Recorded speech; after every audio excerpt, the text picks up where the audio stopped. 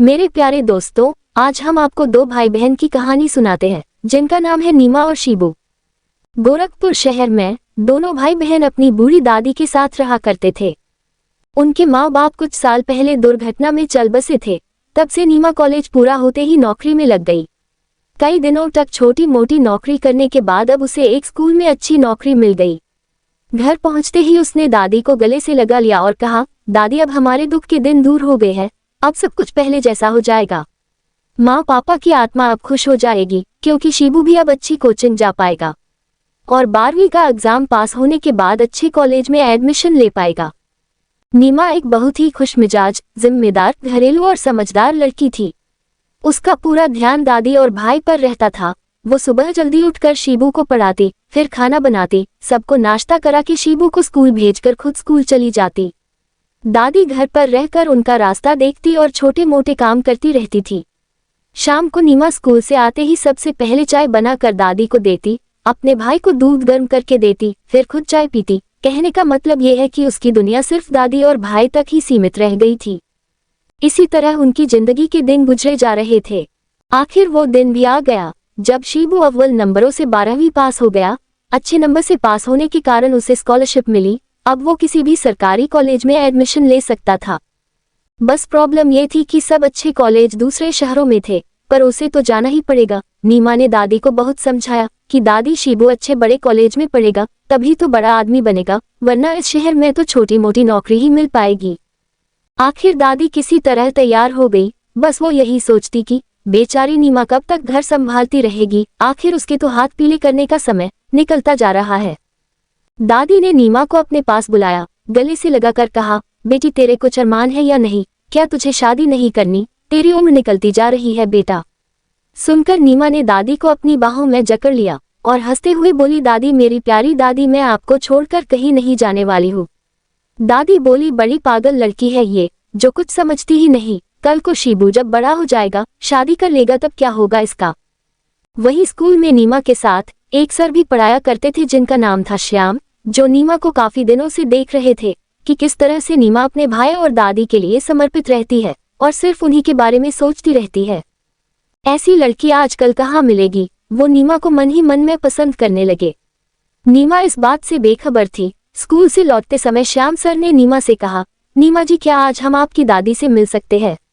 नीमा ने कहा, क्यों नहीं सर, चलिए चाय पी लीजिए, दादी तो बहुत खुश हो जाएंगी। श्याम सर नीमा के साथ दादी से मिलने पहुंचते हैं। दादी दोनों को देख बहुत खुश हो जाती है और क्या क्या सपने बुनने लगती है। नाश्ता पानी करने के बाद श्याम सर चलते चलते दादी से अपने मन की बात कह देते हैं।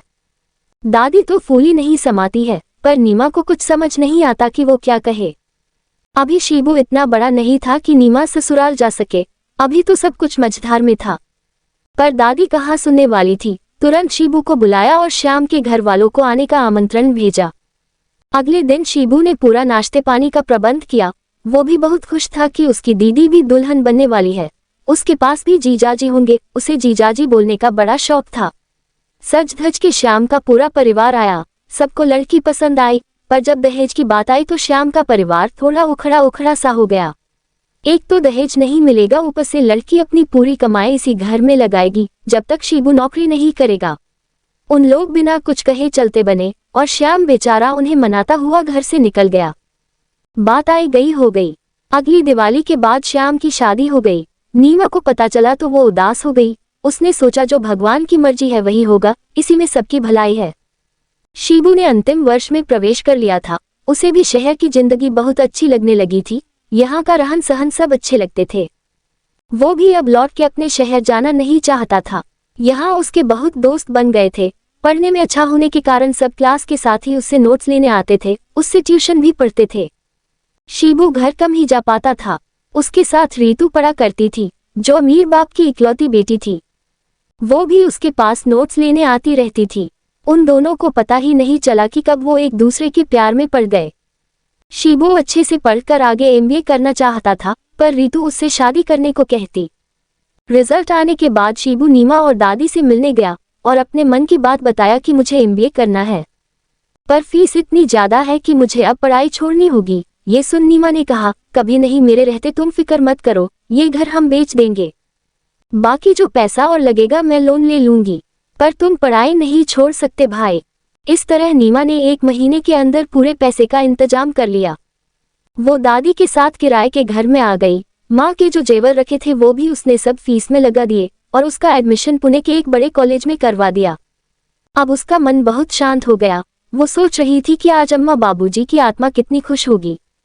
दिन पे दिन गुजर गए। शिबू 2 साल बाद अच्छी नौकरी तलाश रहा था कि रितु ने कहा कि मेरे पापा ने तुम्हें बुलाया है इंटरव्यू के लिए हमारी कंपनी में। शिबू तो खुशी से पागल हो गया क्योंकि रितु के पापा की बड़ी नामी कंपनी थी। रितु के पापा ने जब शिबू को देखा तो उन्हें वो बड़ा पसंद आया, कंपनी के भी लिए और रितु के भी लिए।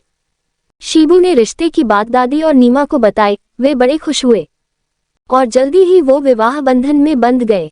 शिबू के घर आकर दादी और नीमा से मिलकर रितु को अच्छा तो लगा, पर वो घर उसे रहने लायक नहीं लगा और वो बीमारी का बहाना बनाकर शिबू को लेकर अपने घर चली गई। वहां के ऐशो आराम शिबू को बहुत भा गए। अब वो अकेला ही अपने शहर जाता दीदी और दादी से मिलने। धीरे धीरे कारोबार के बढ़ने पर उसका ये सिलसिला भी कम होता गया। कई बार तो नीमा का फोन आने पर भी रितु उसे नहीं बताती थी कि शिबू तुम्हारे घर से फोन आया है, दादी की तबीयत ठीक नहीं है। एक दिन दादी स्वर्ग से धार गई। नीमा रो रो के फोन करती रही, पर वहां कौन उसकी सुनने वाला था। शिबू मीटिंग में बिजी था और रितु पार्टी में। अब नीमा ने भी उम्मीद छोड़ दी कि शिबू कभी आएगा। दादी की बीमारी के चलते नीमा ने स्कूल से 2 महीने की छुट्टी ले रखी थी, तो उसे स्कूल से भी नोटिस मिल गया कि आपकी सेवा की अब कोई जरूरत नहीं है। अब बस रितु किसी तरह सिलाई बुनाई करके अपना घर खर्च चलाती रहती थी। दिन पे दिन भाई का गम उसे खाता जा रहा था। जिस भाई के लिए उसने अपनी दुनिया उजाड़ दी वो कैसे भूल गया। मेरा प्यार कितना खोखला था। वो शिबू को बहुत याद करती रहती। वहां शिबू अपनी पत्नी बच्चों में खो सा गया।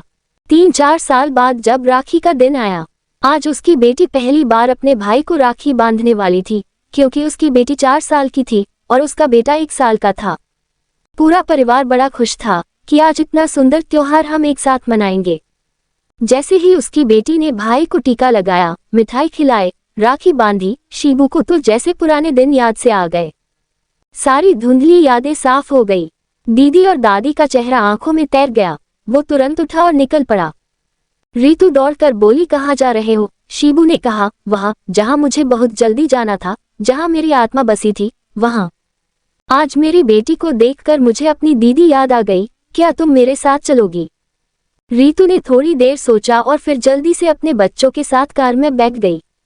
अपने घर के सामने पहुंचकर शिबू को याद आया कि वो घर तो दीदी ने उसकी पढ़ाई के कारण बहुत पहले ही बेच दिया था।